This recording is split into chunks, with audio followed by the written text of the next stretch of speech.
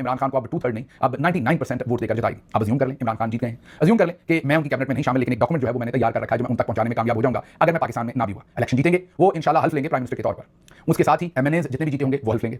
उसके साथ ही वो एक मेरे ख्याल में सारा मेरा तजिया है, उनका फॉर्मर चीफ ऑफ स्टाफ हूं तो उनको मशवरा भी दूंगा, वो 4 या 5 मिनिस्टर्स की कैबिनेट बनाएंगे अच्छे की, और उनसे एक मसवदा जो है वो अप्रूव करवाएंगे। ये सब कुछ 3 घंटे के अंदर हो जाना चाहिए। तो ये 3-4 घंटे का प्रोसेस होगा क्या? जैसा मैंने कहा कि एक मसवदा बनेगा जो 4-5 लाइनों का होगा, उस मुख्तसर काबीना से वो फौरी तौर पर अप्रूव होगा। ज्वाइंट सेशन बुलाया जाएगा पार्लियामेंट का जिसमें तमाम एमएनएज होंगे और उस वक्त के तमाम सेनेटर्स होंगे। हो सकता है सेनेट में पाकिस्तान तहरीक इंसाफ की या इमरान खान की उस वक्त उस तरीके से सेनेट के अंदर जो है वो अक्सरियत ना हो, क्योंकि इलेक्शन सेनेट का साथी तो नहीं होना, तो जो भी सेनेट होगा वो उसी वक्त आ जाएगा। लेकिन क्योंकि ओवरवेलमिंग मेजॉरिटी कौमी असेंबली के अंदर पाकिस्तान तहरीक इंसाफ के पास होगी, इसलिए जब ज्वाइंट सेशन होगा तो इतना मैटर नहीं करता। वैसे भी जो सांप के कांटे का इलाज है वो सांप के जहर के साथ ही होता है, डिस्प्लिन के साथ नहीं होता। अगर आपको सांप ने काटा है तो उसका तरियाग जो है वो भी किसी न किसी जहर के अंदर ही होता है, तो जिस जहरीले तरीके से काटा गया है उसी जहरीले तरीके से ही इसे मैनेज करना पड़ेगा। तो 4-5 लाइनों की अमेंडमेंट होगी, एक मसवदा होगा जो पहले वो मुख्तसर किस्म की काबीना अप्रूव करेगी और वो 10 मिनट के अंदर अंदर प्राइम मिनिस्टर ऑफिस से या मीटिंग असेंबली के उसी किसी हॉल में हो सकती है, वहां से वो असेंबली के हॉल में आ जाएगी जहां पर सेनेट का इजलास भी होगा, सेनेट भी होगा और कौमी असेंबली के मेंबरान भी होंगे, मतलब कि इकट्ठा इजलास हो रहा होगा, मुश्तरका इजलास हो रहा होगा सेनेट और कौमी असेंबली का। अब सवाल यह है कि वहां पर पेश क्या किया जाएगा? वहां पर पेश किया जाएगा कि जो 27वीं तरमीम 2025 की हुई थी फलां और फलां डेट को, वो क्योंकि इनकम्पिटेंट थी वो असेंबली, वो नहीं कर सकती थी, उससे पहले उसकी वजूहात बताई जा सकती हैं आइन के आर्टिकल 239 और 238 के तहत, और बताया जा सकता है कि किस तरीके से लूट मार करके ये असेंबली बनी थी। उनके पास तो वोट ही नहीं था, फॉर्म 47 के ऊपर ये अमेंडमेंट हुई थी, ये असेंबली बनी थी, तो वो इनकम्पिटेंट थी वो असेंबली जो थी, वो ये नहीं बना सकती थी, ये अमेंडमेंट नहीं कर सकती थी, इसलिए वो तमाम अमेंडमेंट्स उस दिन की गई फलां और फलां डेट को 26वीं और 27वीं उसको विड्रॉ किया जाता है। उसके बाद आगे लिखा जाएगा कि all schedules of the constitution along with the amended articles are restored as they वर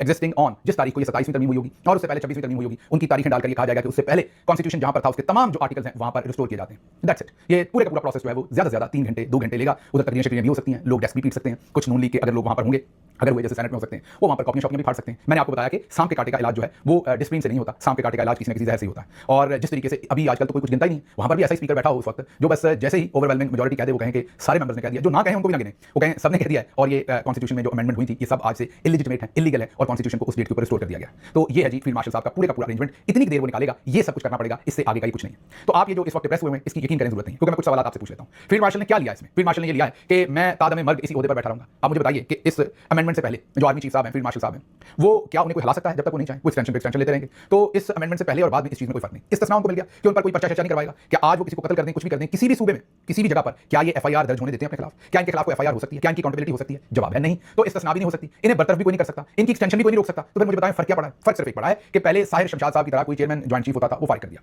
फर्क सिर्फ ये पड़ा है कि एयर चीफ पहले अपने आप को बराबर का समझते थे, अब उनको अपने पैरों के नीचे या पांव के नीचे ले लिया गया है। फर्क सिर्फ ये पड़ा है कि अब नेवल चीफ को भी पांव के नीचे ले लिया है। फर्क सिर्फ ये पड़ा है कि अब जब ये लंबी यहां पर दिहाड़ी लगाएंगे तो बहुत सारे मिलिट्री के अंदर जो मेजर जनरल्स हैं, ब्रिगेडियर्स हैं, जो बहुत सारे इवन लेफ्टिनेंट जनरल्स हैं, उनके करियर खराब हो जाएंगे, उनको मौका नहीं मिलेगा। ये फर्क पड़ा है। इसलिए इस अमेंडमेंट से पहले और बाद में इमरान खान के लिए, पाकिस्तान तहरीक इंसाफ के लिए, हम सब के लिए जो क़यामत इस वक्त बर्पा है वही रहनी है, कोई फर्क नहीं। फील्ड मार्शल के लिए भी इस वक्त उन्हें कोई फायदा नहीं। हां, क्या फ्यूचर में ये अमेंडमेंट उन्हें बचाएगी? मैंने आपके सामने सब कुछ रख दिया कि नहीं बचा सकती। ये 3 घंटे का काम है। ये एक पहले असेंबली के सेशन में प्रोवाइडेड लोग इमरान खान को वोट दें और वो देंगे। आपने 8 फरवरी को देखा, प्रोवाइडेड 2/3 मेजॉरिटी हो, वो होगी। आप देख चुके हैं 8 फरवरी में सब कुछ के बावजूद अवाम ने किस तरीके से